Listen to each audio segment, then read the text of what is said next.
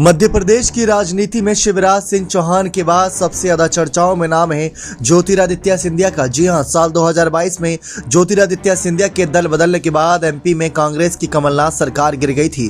चुनाव हारकर भी बीजेपी को फिर से सत्ता मिल गई। शिवराज मंत्रिमंडल में सिंधिया समर्थकों को बराबर महत्व दिया गया। सिंधिया भी केंद्र में 2 महत्वपूर्ण विभागों के मंत्री हैं, लेकिन अब बारी एमपी की है। जी हां, अगले साल विधानसभा चुनाव से पहले और चुनाव के बाद अगर बीजेपी फिर सत्ता में आती है तो सिंधिया की क्या भूमिका होगी, ये मुद्दा लगातार चर्चा में है। इस बीच कांग्रेस नेता सज्जन सिंह वर्मा ने दावा कर दिया था कि सिंधिया एमपी में कभी भी सीएम नहीं बन पाएंगे। जी हां, आप सभी को बता दें कि इंदौर दौरे पर यहां पर लगातार सज्जन सिंह रहते ही हैं और उन्होंने ये बात कह दी थी कि मैं जितना बीजेपी के निर्णय को जानता हूं वो आरएसएस के दबाव में फैसले लेती है। सिंधिया जैसे लोगों को पचा पाना बीजेपी के लिए शायद बड़ी मुश्किल होगी, इसलिए वो ओबीसी या आदिवासी नेता को ही सीएम बनाएगी। कैलाश विजयवर्गीय कांग्रेस में जाएंगे, ऐसी खबरें भी थी। जी हां, आप सभी को बता दें कि यहां पर चर्चा इन्हीं सब बातों को लेकर थी। चर्चा में ये सब मुलाकातें थी कि कैलाश विजयवर्गीय की मुलाकात को लेकर भी चर्चाएं थी।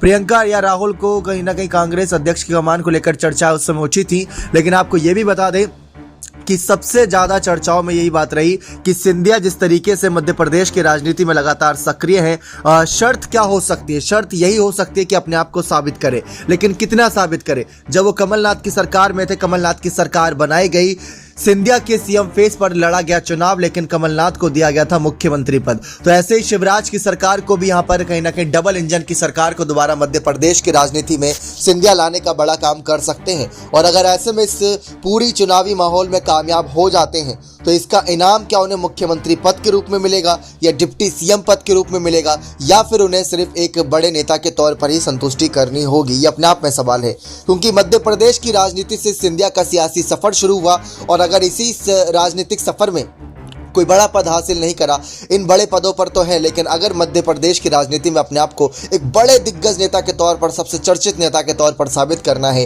तो सीएम पद हासिल करना होगा। लेकिन 2023 को लेकर ये समीकरण भी साफ कर दिया गया है कि सिंधिया नहीं बल्कि शिवराज के चेहरे पर ही 2023 का चुनाव लड़ा जाएगा। और 2023 में दोबारा से शिवराज अगर जीतते हैं, यानी बीजेपी जीतती है, तो शिवराज की वापसी सीएम पद पर हो सकती है। लेकिन बीजेपी बड़े फैसले लेने से बिल्कुल भी नहीं कतराती और अगर सिंधिया को नहीं खोना चाहती तो वो जरूर सिंधिया पर दोबारा कोई बड़ा दाव खेलते नजर आएंगे। लेकिन क्या आप चाहते हैं सिंधिया को सीएम पद मिले या नहीं? अपनी राय कमेंट सेक्शन में जरूर दीजिएगा। नेक्स्ट 9 न्यूज रूम की रिपोर्ट।